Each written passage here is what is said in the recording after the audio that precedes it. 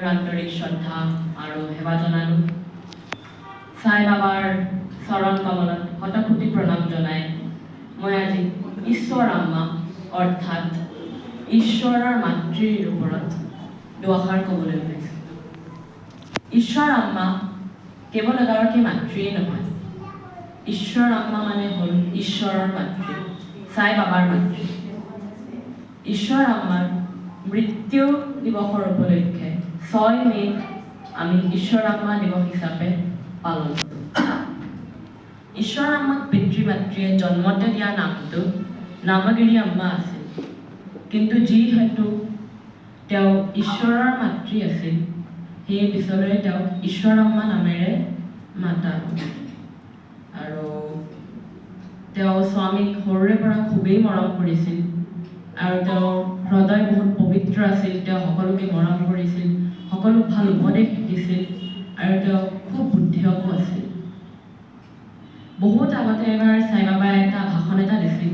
সেই ভাষণটোত সাই বাবাই কৈছিল যে তেওঁ অকণমান ডেকা কালত থাকোঁতেই ঈশ্বৰ আম্মাই এবাৰ আহি তেওঁক কৈছিল যে স্বামী, আমাৰ গাঁওখনত মই দেখিছোঁ যে আমাৰ যে সৰু সৰু ল'ৰা ছোৱালীবোৰ আছে, তেখেতসকলে শিক্ষা গ্ৰহণ কৰিবলৈ বিদ্যালয়লৈ যাবলৈ একেবাৰে সুদূৰ বোকাপট্টম বুলি জেগা এখন আছিল, সেই তাৰলৈকে খোজকাঢ়ি যাব লগা হয়।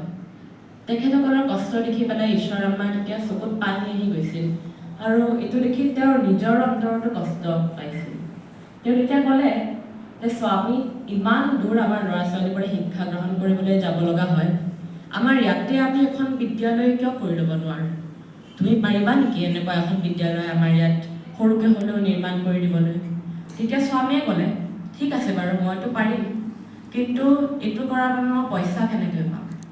তেতিয়া ঈশ্বৰ আম্মাই হাঁহি মুখে একো নোকোৱাকৈ নিজৰ ডিঙিত যোনযোৰ সোণৰ ধাৰ এডাল আছিল সেইডাল খুলি পেলাই সাই বাবাৰ হাতত অৰ্পণ কৰি দিলে। আৰু তেতিয়া সাই বাবাই হাঁহি পেলাই ক'লে যে নালাগে মা, তুমি এইবোৰ একো কৰিব নালাগে, মই খালি তোমাৰ পৰীক্ষাহে লৈ আছিলোঁ আৰু সেই পৰীক্ষাত তুমি উত্তীৰ্ণ হৈছা আৰু তুমি একো চিন্তা কৰিব নালাগে, মই এখন বিদ্যালয় নিশ্চয় ইয়াত নিৰ্মাণ কৰি দিম।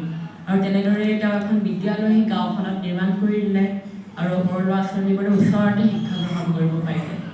তাৰপিছত তেওঁ ঈশ্বৰ আম্মাক আহি পেলাই ক'লে যে এতিয়াতো সুখী আছা ন, মই তোমাৰ কথা মতে চব কৰি দিলোঁ। তেতিয়া ঈশ্বৰ আম্মাই ক'লে যে ঠিকেই আছে বাৰু, তথাপিও মই সম্পূৰ্ণভাৱে কিন্তু সন্তুষ্ট এতিয়াও হোৱা নাই। তেতিয়া ক'লে কিয়? তেতিয়া কৈছে যে তুমিতো দেখিছাই আমাৰ সৰু সৰু ল'ৰা ছোৱালীবোৰৰ কিমান জ্বৰ হৈ থাকে, চৰ্দি হৈ থাকে। তেখেতসকলে শিক্ষা গ্ৰহণ কৰিবলৈ পিতৃ মাতৃসকলে একেবাৰে তেতিয়া সেইটো কাৰণেও বোকাপট্টমলৈ লৈ যাব লগা হয়, ইমান দূৰ হৈ যায়, মাজ ৰাস্তাত কিবা ঘটনা ঘটি যোৱাৰো সম্ভাৱনা থাকে। আমি বুজিব পাৰোঁ যে ঈশ্বৰ আম্মাই কিমান চিন্তা কৰিছিল সৰু ল'ৰা ছোৱালীসকলৰ কাৰণে। তেতিয়া সাই বাবাই তেওঁৰ কথা মতে সেই গাঁওখনত এখন বিদ্যালয়ৰ সৈতে এখন চিকিৎসালয়ো নিৰ্মাণ কৰি দিছিল, সৰু হ'লেও এখন চিকিৎসালয় নিৰ্মাণ কৰি দিছিল।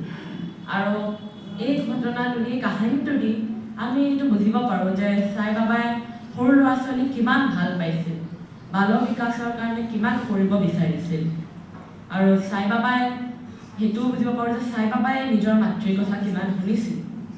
আৰু ঈশ্বৰ আম্মাই সৰু ল'ৰা ছোৱালীবোৰক বহুতেই ভাল পাইছিল আৰু সেইবাবেই ঈশ্বৰ আম্মা যোনটো বাল বিকাশ যোনটো প্ৰগ্ৰেমটো আছিল তাৰ এগৰাকী উল্লেখযোগ্য ব্যক্তি আছিল, তাৰ এগৰাকী পায়নিয়াৰ আছিল সেই বাল বিকাশ যোনটো প্ৰগ্ৰেমটো আছিল। আৰু আজিৰ দিনটোত বহুত বহুত জেগাত নাৰায়ণ সেৱাও পতা যায়। আমাৰ গ্ৰন্থবোৰতে লিখা আছে যে মাতৃ দেৱ ভৱ। আমি আমাৰ মাতৃক সদায় সন্মান কৰিব লাগে, সদায় আমি আমাৰ মাতৃক মৰম কৰিব লাগে, কিয়নো আমাৰ মাতৃয়ে আমাৰ কাৰণে বহুত ত্যাগ কৰে, আমাক বহুত মৰম কৰে, আমাৰ কাৰণে 7খন সাগৰ পাৰ কৰি দিব পাৰে। আৰু সাই বাবাই যদি নিজৰ মাতৃৰ উপদেশ শুনি পেলাই, নিজৰ মাতৃক সন্মান কৰি পেলাই এজন ভগৱান হ'বগৈ পাৰে, আমিও নিজৰ মাতৃক সন্মান কৰি বা উপদেশ শুনি এজন ভগৱান হ'ব নোৱাৰিলেও এজন ভাল মানুহ নিশ্চয় হ'ব পাৰিম। সেয়ে সকলোৰে মই আহ্বান যে নিজৰ মাতৃক সদায় সন্মান কৰিবা, সদায় মৰম কৰিবা আৰু ইয়াকে কৈ মই মোৰ সৰু বক্তব্য সামৰণি মাৰিব খোজোঁ। কিবা ভুল ভ্ৰান্তি হৈছে যদি ক্ষমা খুজিছোঁ আৰু ইয়াক মোক এনেদৰে ভাষণ দিবলৈ সেই সুযোগটো দিয়াৰ বাবে সকলোলৈ মোৰ আন্তৰিক ধন্যবাদ, সমিতিলৈ মোৰ আন্তৰিক ধন্যবাদ। সকলোৰে মৰম আৰু চাইলো।